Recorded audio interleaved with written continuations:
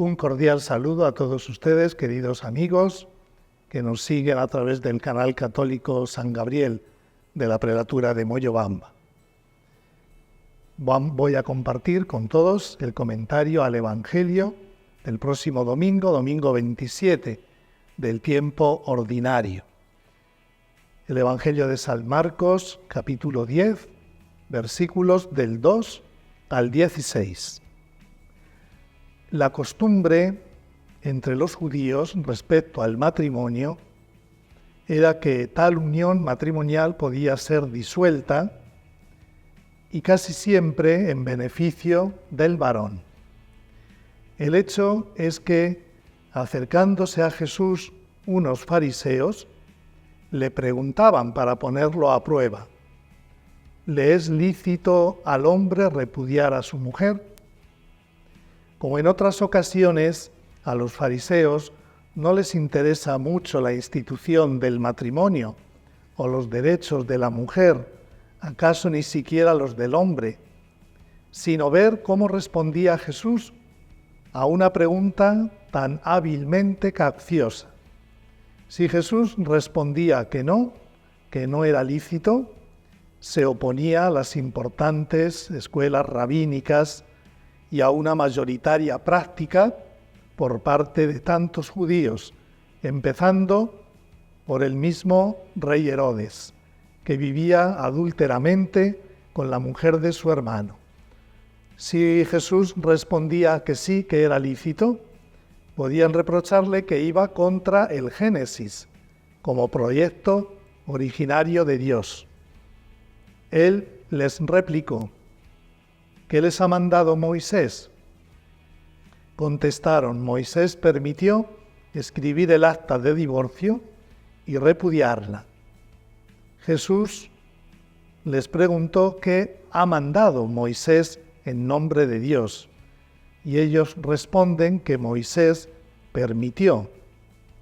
A Jesús le interesa el mandamiento de Dios, no la dispensa del hombre. En el sentido del matrimonio, el plan de Dios le interesa a Jesús, no las desviaciones por la obstinación del hombre. La moral relativa a la unidad y a la indisolubilidad del matrimonio se desarrolló bajo la pedagogía de la ley antigua. La ley dada por Moisés se orienta a proteger a la mujer contra un dominio arbitrario del hombre y como mal menor por la obstinación en el pecado. Jesús les dijo: por la dureza de su corazón dejó escrito Moisés este precepto. La ley misma lleva también, según la palabra del Señor, las huellas de la dureza del corazón de la persona humana, razón por la cual Moisés permitió el repudio de la mujer. Pero al principio de la creación, dice Jesús, Dios los creó hombre y mujer. En su predicación, Jesús enseñó sin ambigüedad el sentido original de la unión del hombre y de la mujer, tal como el Creador la quiso al comienzo. El Señor insiste en la intención original del Creador, que quería un matrimonio indisoluble, y deroga la tolerancia que se había introducido en la ley antigua. El hombre y la mujer fueron creados el uno para el otro. La mujer, su igual, la criatura más semejante al hombre mismo, le es dada por Dios como un auxilio. Y esto significa que entre los dos ha de haber una unión entre sus dos vidas. Y el Señor mismo lo muestra recordando cuál fue al principio el plan del Creador. Y por eso dejará el hombre a su padre y a su madre, se unirá a su mujer y serán los dos una sola carne, de modo que ya no son dos, sino una sola carne. El amor de los esposos exige por su misma naturaleza la unidad y la indisolubilidad de las dos personas que abarca la vida entera de los esposos. Están llamados a crecer continuamente en su comunión a través de la fidelidad cotidiana a la promesa matrimonial de la recíproca donación total, nos dice el Papa San Juan Pablo II. Esta comunidad humana es confirmada, purificada y perfeccionada por la unión con Jesucristo, dada mediante el sacramento del matrimonio. Y esta comunión humana se profundiza por la vida de la fe y por la Eucaristía. Vida de fe vivida en común, en matrimonio, en familia, y participación en la Eucaristía también, en comunión. El consentimiento que se dan los esposos, que realiza el matrimonio, es un acto humano por el cual los esposos se dan y se reciben el uno al otro. Este consentimiento que une a los esposos entre sí encuentra su plenitud en el hecho de que los dos sean una sola carne. Comenta también San Agustín: como lo habéis visto bien, hay dos personas diferentes y no obstante no forman más que una en el abrazo conyugal. Como cabeza, él se llama esposo y como cuerpo, esposa.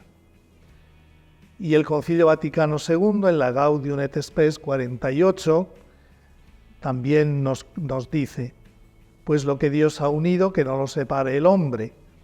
De su alianza nace una institución estable por ordenación divina.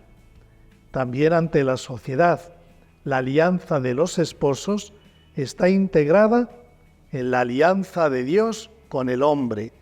El auténtico amor conyugal es asumido en el amor divino. Los dos se dan definitiva y totalmente el uno al otro. Ya no son dos, ahora forman una sola carne. La alianza contraída libremente por los esposos les impone la obligación de mantenerla una e indisoluble.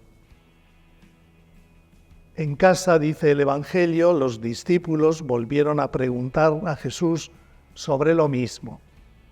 Esta insistencia en la indisolubilidad del vínculo matrimonial pudo causar perplejidad y aparecer como una exigencia irrealizable.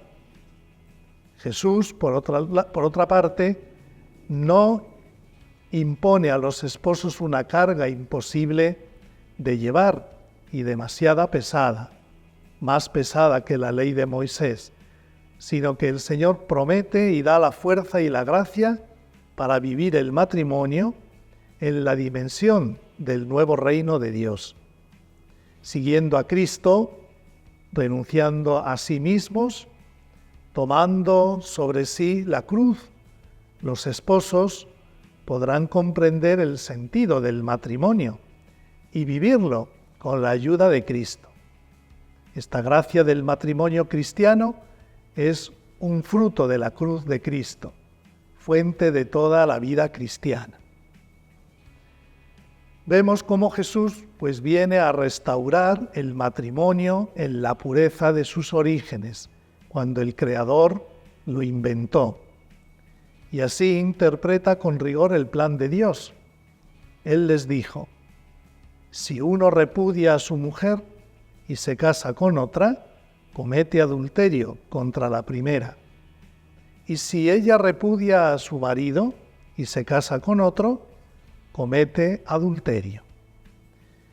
La Iglesia, por tanto, mantiene, por fidelidad a Jesucristo y a su palabra, que no puede reconocer como válida una nueva unión si era válido el primer matrimonio.